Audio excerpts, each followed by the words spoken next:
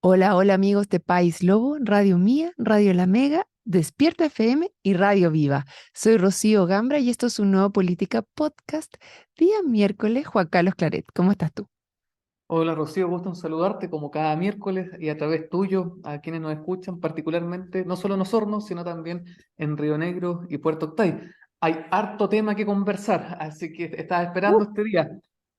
Sí, tenemos mucho que conversar. Le mandamos un saludo a la Carola Seguel, que está enfermita y no nos pudo acompañar el día de hoy. Y me encanta tu saludo en particular a Río Negro y Puerto Octay. Siempre los miércoles los esperamos para saludarlos a ellos en particular. Ya, mira, hay tanto que conversar que vamos poniendo la pelota al piso. Y también estaba esperando para tener esta conversación contigo porque está el tema constitucional al fin candente y tomándose toda la agenda noticiosa. Y nosotros partimos hablando de esto el año pasado cuando te uniste con nosotros al Política Podcast. Entonces tu opinión para mí es súper relevante.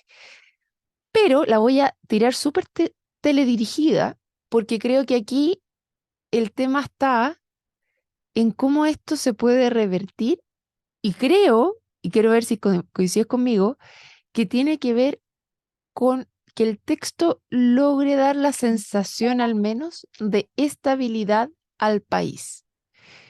¿Lo ves así o no? A ver, para dar estabilidad no basta simplemente el mérito del texto, sino que también se necesita de que haya un acuerdo transversal que puede ser generacional, puede ser político, y eso no lo tenemos. O sea, que una constitución gane por el 50% más uno no es un texto constitucional que asegure estabilidad. O sea, partamos de esa premisa. Por otra parte, hay elementos básicos. De hecho, yo lo había dicho porque mi intención es que Chile sí tenga una nueva constitución, porque mantenernos con la actual no es responsable ni es estable. Eso yo creo que no podemos perder esa perspectiva. Pero, de hecho, algunos me preguntaban, bueno, ¿cuáles son tus requisitos para votar, digamos, a favor? Yo les decía, mire, aunque no tenga ningún derecho social, aunque carezca de una carta de derecho como la Constitución de Estados Unidos, pero en la medida de que tenga por una parte un buen sistema político y por otra parte buenos quórums, yo me doy por satisfecho porque eso habilita la política para que después seamos nuevas generaciones, el Congreso, la misma ciudadanía, las que pueda generar cambios, introducir, digamos, modificación al nuevo texto. Pero sin embargo, en ese aspecto tan sencillo y que fue la principal crítica a la convención fracasada, lo cierto es que este consejo ni siquiera está dando el ancho. Cuando se pregunta 138 diputados, ¿por qué? No, es que no lo tenemos claro, pero algunos dicen 137 y 139. Entonces el promedio 138. ¿Qué justificación es esa? O sea, cuando algo tan serio lo toman con tanta liviandad, yo digo, aquí no solamente está mal pelado el chancho, sino que se está desaprovechando una tremenda oportunidad, que fue precisamente la promesa que ellos hicieron de que no iban a cometer los mismos errores que la convención pasada. Sí, po, justamente ese es el tema y yo lo veo igual. Para mí, el tema que me ha rondado, y también lo conversamos el día lunes con Alicia y en el otro programa, La Constitución en Construcción, es un tema de estabilidad. Y como tú bien dices, el 50 más uno no necesariamente te da la estabilidad si es que dentro del proceso tampoco sentiste que también habían grupos que estaban muy enojados con el tema o que no se sienten representados dentro de eso. Yo en algunas conversaciones que he tenido por WhatsApp con varios grupos políticos en general, les decía, aquí es como que estuviéramos poniendo una represa donde se atajan como los distintos temores de las personas dentro de la Constitución. Y esta represa, si tiene algunas grietas, se nos va a ir arrancando el agua y de repente va a explotar, exactamente igual que lo que pasó con la constitución pasada. No es que en sí no estuviera hecha o no contuviera inicialmente, sino que a la larga va a reventar. Entonces, aquí, en este tema particular, estoy súper de acuerdo contigo. En el tema de las constituciones, no es un tema de cuántos temores vamos a dejar zanjados en los particular. O sea, aquí ese es mi mayor problema con la constitución como ahora se está poniendo, que ya van como 500 artículos aprobados, 400 por ahí, Más extensa que la anterior, de hecho. o sea, artículo aprobado. Entonces es una locura porque estamos poniendo cada uno de nuestros temores contra el adversario y dejándolos zanjados dentro de la Constitución. Para mí, justamente lo que tú estás diciendo, Juan Carlos, ¿cómo aseguramos que seamos capaces de resolver las legítimas diferencias que tenemos dentro del proceso para adelante? Entonces, más allá de los temas en particular, si contribuciones o no contribuciones, si los derechos de uno versus los derechos del otro, si más Estado o menos Estado, es cómo nos ponemos de acuerdo como sociedad para resolver las diferencias que tenemos ahora y las que vamos a ir zanjando en el futuro. Y dentro de eso es esta semana, las últimas votaciones, justamente lo que tú estás diciendo, la sala de máquinas, Sí, porque el ahí, sistema digamos, una político. constitución, siempre cuando uno estudia derecho se nos enseña que tiene una parte orgánica y una parte dogmática, una parte donde están los derechos y otra parte donde está la sala de maquinaria, digamos, el sistema político.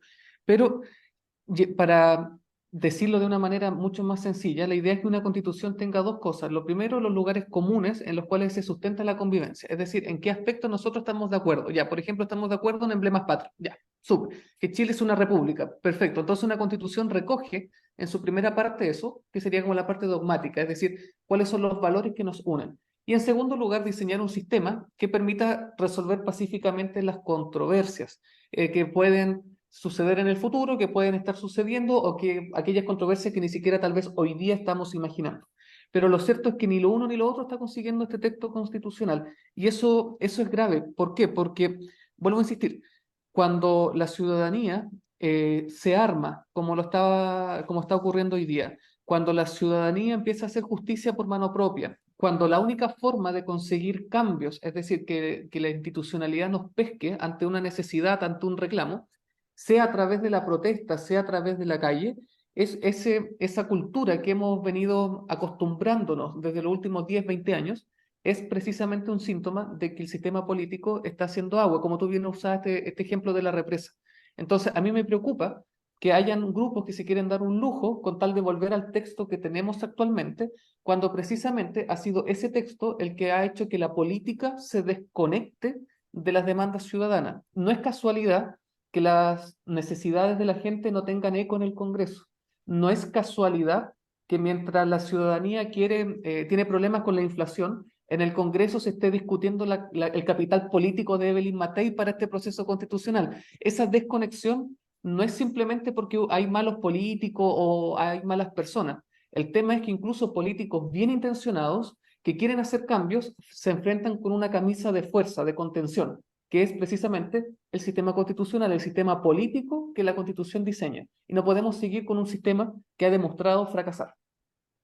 Y ahí es donde yo dije en este programa que íbamos a poner la pelota al piso.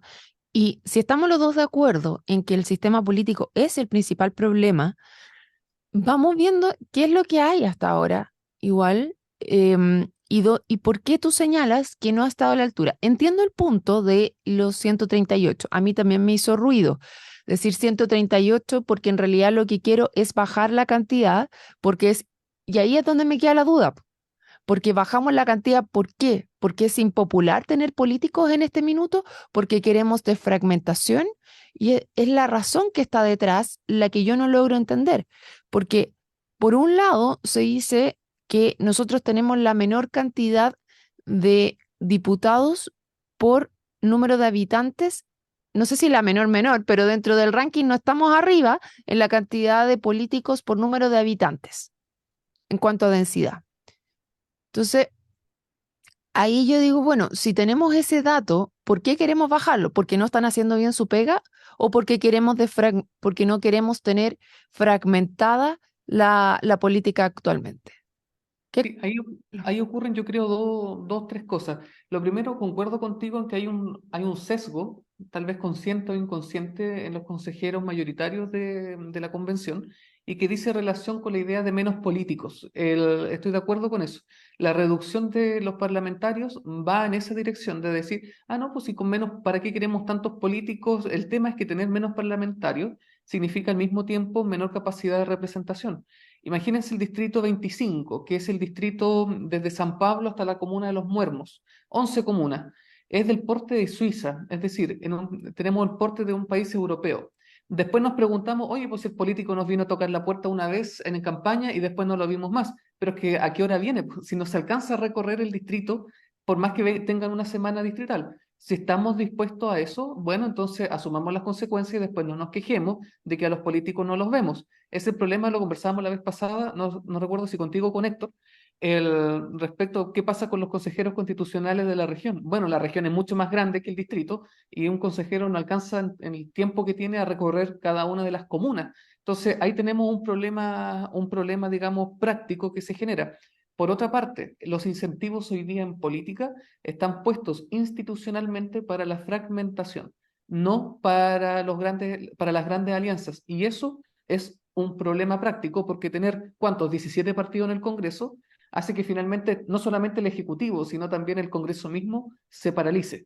Y eso, ¿en qué redunda? En que la señora Juanita no encuentra respuesta a las necesidades que tiene, porque sus proyectos por intestinos termina, digamos, dilatándose su resolución. Ya, pues y ahí es justamente donde yo decía, ¿cómo atacas tú distintas cosas? A mí personalmente no me gusta este tema de tener menos parlamentarios justamente por lo que tú estás señalando, el tema de la representatividad local. Ahora, cada, ¿cómo se llama? Cada cámara tiene su razón de ser. En el caso de la Cámara de Diputados está dado por la representación de densidad, no así en el caso de la Cámara de Senadores, que tú tienes un número acotado, que es lo mismo que pasa en el caso del Consejo Constitucional, donde solamente tenía 50, donde las regiones estaban sobredimensionadas en pos de la cantidad de habitantes que tienen. En el caso de los diputados, ahí sí va por el número de habitantes que hay en cada uno de los lugares y en esa representatividad. Si tú reduces, es lo que tú estás diciendo, o sea, el territorio va a ser mucho más difícil de recorrer. Pero si lo que quieres es bajar la fragmentación, cuando ya pusiste un umbral de un 5% para que los partidos políticos efectivamente tengan que alcanzar ese nivel de votación, ya estás amarrándolo ahí. Entonces, ¿por qué lo vas a volver a amarrar abajo? Entonces, mi parecer, siendo solamente ingeniera agrónoma y teniendo un doctorado en ciencias de la agricultura, no siendo cientista política ni abogada, pero me hace ruido este tema en particular. No, no me calza que lo apretemos tanto porque nuevamente tenemos que compensar por otra parte. O sea, si ya le estamos subiendo el riesgo a los partidos, el umbral a los partidos políticos, no debiera ser necesario disminuir la cantidad. Y ahí solamente lo veo y que se aprobó por un tema que es popular, decir que vamos a tener menos diputados finalmente. Es que ahí yo creo lo que ocurre, y por eso yo creo que el proceso todavía está abierto en cuanto a que la Constitución pueda ser aprobada, es, a ver, las contribuciones a primera vivienda, ¿era un tema constitucional? No. No, ¿Pero por qué se pone ahí? Bueno, porque podría eventualmente beneficiar a 4 millones de personas. Entonces, a ver, si yo soy del Partido Republicano, no lo soy, pero me estoy haciendo el ejercicio sí, hipotético. claro. Si fuera del Partido Republicano y yo quiero dar la señal, más allá de cuál sea el contenido de la Constitución, de que sí dimos el ancho y conseguimos que Chile tenga una nueva Constitución, porque eso me va a permitir posicionarme en la próxima presidencial como un colectivo serio y que da gobernabilidad. Bueno, entre todo lo chancho al hombro que estoy poniendo dentro del texto, coloco uno que otro incentivo para que sea no solamente popular, sino que también masivo, en el sentido de asegurar votos. Entonces, bueno, coloco las contribuciones. Entonces, eso tal vez puede asegurar de que esas 4 millones de personas que se podrían ver beneficiados vayan a votar a prueba. Y eso significa un caudal de votos bien importante. Entonces, yo creo que el problema que tenemos es eso, que es un poco de cálculo electoral en un escenario en el que no se le ve bien. Por eso creo yo, el plebiscito de diciembre todavía está abierto. Sí, pero en el proceso pasado decían lo mismo, o sea, una vez que empecemos a ver a votar el tema de los derechos sociales, entonces la gente va a ir en masa porque van a ser beneficiados directamente. Y la gente no fue en masa a votar, aprobó. Entonces, va más allá que solamente beneficiar a un grupo y poner distintas banderas, porque incluso aquellos que pagan contribución en este minuto, en el caso de la primera vivienda, que son beneficiados, 4 millones en este minuto, y que de ahí también a mí, yo tengo una molestia ahí porque encuentro que hay letra chica dentro de esto. Entonces, si va, esto lo conversamos con la Elisa, si lo vas a poner, ponlo. Si lo vas a poner a media, no lo pongas. Porque en este minuto te pusieron el tema de la contribución, efectivamente, pero tiene una norma transitoria. Y la norma transitoria te dice que no antes de 6 años el presidente podrá, o sea, queda dado a la voluntad del presidente, enviar un proyecto de ley para que progresivamente se reduzcan el pago de contribuciones y se compense el impuesto que se estaría perdiendo, o sea, la recaudación que se estaría perdiendo, se tiene que compensar por otro lado. O sea, son Pero, 6 años ahí que lo pueden mandar. Y pero después ¿por de qué eso, son seis espérate años? la tramitación de esa cuestión. Sí, Es pero pura ¿por qué venta son de humo seis? para mí. ¿Por qué son 6 años? Porque están suponiendo que el presidente va a ser de su coalición. Entonces imagínate que Kast, eventualmente presidente, son 2 años los que quedan a Boric, 4 años eventualmente de Kast, si es que fuera así. Bueno, con que Kast en su segundo periodo, la segunda mitad de su periodo, manda una política como esta, puede tener impacto electoral para seguirse alargando. Entonces, ¿a qué es lo que voy? Y esto, yo no quiero reivindicar la constitución, o sea, la convención fracasada, porque yo fui muy crítico y creo que Lo ojalá recuerdo. los convencionales constituyentes deberían devolver hasta la plata, digamos. Yo estoy en esa parada con los anteriores.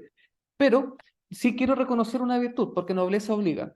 Y es que en la convención pasada, más allá de los pintorescos, que la tía Pikachu, que el tipo de la guitarra, que el tipo en la ducha, que esto, que lo otro, el, por lo menos tuvimos un año donde la discusión política no era si José Antonio Kast influía en el Consejo Constitucional para dar mensajes de gobernabilidad o si Evelyn Matei estaba o no estaba, digamos, arriesgando su capital político. A mí lo que me ha llamado la atención en este proceso es que volvimos a una discusión que poco de constitucional tiene cuando los focos están puestos precisamente en la misma discusión de los 90, en los 2000 y en los 2010. Es esta persona Ya, no, política total y ahí tan... difiero, ahí no estoy de acuerdo para nada contigo, Juan Carlos. ¿Por Porque qué? a lo mejor no estábamos hablando de José Antonio Caz y la Evelyn Matei, pero sí estábamos hablando de Christian Barken, sí estábamos hablando del plebiscito a Boric y sí estábamos hablando de un gobierno que salió a firmar constituciones y que estaba totalmente estaba con todo su capital político metido ahí. A lo mejor tú no, y sí había discusión sobre este es el capital, se tiene que estar arriesgando así, y más aún, era un tema institucional, si el gobierno tenía que estar o no a este nivel de involucramiento. Sí, Entonces, yo pero creo esa que también discusión se vio esa conversación, ¿ah? pero esa discusión, y que de hecho la tuvimos aquí a través de los micrófonos de País Lobo, fue en los últimos 100 metros. A lo que voy, es que Ah, del pero año en el que tuvimos, párate ahí, párate ahí. Ese fue un año. Acá son seis pero eso meses. eso es Son lo que te los estoy últimos mencionando. 100 metros. ¿Son ahora los últimos 100 metros? Porque está casi todo votado. Sí, pero ¿Cachai? la discusión desde que está el Consejo de Expertos ha sido la misma discusión política que tuvimos que el Congreso, digamos, durante los 90, los 2000, 2010. A lo que voy es que si hay algo que me llama la atención de este proceso constitucional, es que a diferencia del anterior, que con todas las críticas que persisto en ellas, por lo menos hubo un tiempo en el que pudimos discutir, pudimos, por último, soñar o cambiar el switch de la discusión durante un tiempo. Y lo cierto es que en este proceso, desde su comienzo, con el panel de expertos para luego continuar con los consejeros constitucionales, hemos tenido exactamente la misma discusión como si fuera un congreso chico. Y eso también me preocupa. ¿Por qué? Porque precisamente da cuenta de que el nuevo proceso en el que estamos ha sido un intento más que nada de cálculo electoral con influencias presidencialistas más que de tratar de proyectarnos hacia el siglo XXII como país. Y esa No estoy discusión de creo que acuerdo, viene. Juan Carlos. Sabes que No, no si no estoy tenemos por qué para estar de nada de acuerdo. acuerdo contigo. Es que, ¿sabes por qué? Porque yo creo que está un poco marcada por cómo tú lo recuerdas, pero yo recuerdo también, y lo recuerdo porque estoy leyendo el libro de Garín al mismo tiempo que estoy leyendo el libro de Gonzalo Blumel, en el cual Buen diciembre, ejercicio ese. en el cual diciembre del año pasado, del año 2022, cuando estaba constituida el Consejo Constitucional, teníamos segunda vuelta presidencial. Entonces el cálculo electoral ahí era pero de los cojones. O sea, en ese minuto, y lo relata el libro de Garín, en ese minuto se paró la convención y los convencionales se fueron a hacer campaña por Gabriel Boric. Entonces, no estoy de acuerdo con lo que tú estás señalando. Yo creo que está con un manto ideológico, o sea, como idílico de lo que fue, pero volviendo a las notas de Garín, que no necesariamente es de derecha, él lo señala en su libro. Y en el caso de Blumel también, eh, no he llegado a esa parte todavía, po. Pero No, del caso del 4 de septiembre, pero yo creo que el 4 de septiembre efectivamente hace un antes y un después, que inmediatamente se van los vuelcos para allá y el hecho de que el 7 de mayo tuvimos ese cambio en las elecciones, fue bien decidor y abrumador, entonces hizo soñar a varios con la presidencial finalmente, pues, ¿cachai? Y por eso se pusieron, y el juego, y yo creo que más el juego de los periodistas, porque más vende, es teñirlo por ese lado, pues sí, también, ¿para qué estamos con cosas? Tú estás esperando el clic. Sí, no, yo quiero defender mi punto, pero no quiero Ya, agotar la defiende. discusión en esto, sino simplemente decir dos cosas. Uno, no tengo un recuerdo o una memoria idílica respecto al proceso de la convención pasada. Tú sabes lo crítico que sigo siendo sobre ese proceso. En eso estoy, digamos, no tengo algo idílico con ello. Y en segundo lugar, sí, en el proceso anterior reconozco, y por eso nobleza obliga dentro de lo crítico que fui, que ¿Mm? por lo menos los actores políticos, la discusión política se acercó mucho más a la discusión que la señora Juanita, que el profesional en su trabajo estaban teniendo, más que seguir discutiendo sobre las mismas personas, sobre los mismos pugnas de poder. Ya, tal vez dentro de los Ya, convencionales hubo esa discusión y hubo cálculo y dejaron de trabajar, y es verdad, Juan Mario Carlos, Hernández se dedicó a hacer campaña por Vallespina acá. Eso yo me acuerdo, pero reconozco ese punto. déjame ponértelo de esta otra manera. Yo que estuve el día jueves pasado, estuve en el Consejo Constitucional y entrevisté a María Elisa Quintero cuando vino y estaba haciendo la campaña después. Sabes que veo exactamente lo mismo. ¿Por qué? Porque de la discusión que tú estás señalando, hablaba de los miedos de cada una de esas personas. Yo le pregunté a María Elisa en ese minuto, que para los que no se acuerdan, ella fue la última presidenta del Consejo Constitucional la vez pasada. Y le dije, María Elisa, eh, me estás diciendo entonces que en esta constitución están todas las cosas que no están reguladas a nivel de ley y ustedes quieren hacerse cargo de esos temores. Sí, fue su respuesta. Y lo mismo está pasando ahora. Todas aquellas cosas que el otro grupo que ganó quiere dejar estipulado y puesto que son sus temores, están en ese nivel de conversación. Entonces, yo creo que es lo mismo. Lo que pasa es que tú dices en el Congreso antiguo, claro, porque en el Congreso antiguo justamente se estaban siendo representados los temores que querían ser legislados dentro de este grupo que es muy cercano a lo que nuevamente estamos viendo que están ahora en esta convención. O sea, a lo mejor lo que tú recuerdas en ese minuto es personas que no estaban sentadas a la mesa anteriormente y por eso esos temas no se estaban discutiendo, pero tampoco iban a nivel constitucional, al igual que ahora. Entonces, ahí vuelvo para atrás al tema de cuántas personas estamos poniendo en el Congreso. Porque si nuevamente subimos esa barrera del 5% y además restringimos la cantidad de personas, podemos volvernos a quedar con que las personas que están conversando son las mismas. Y es el mismo nivel de que vamos a llegar a acuerdo en los temores de esas personas, porque a nivel de Congreso están legislando sobre esos temores finalmente.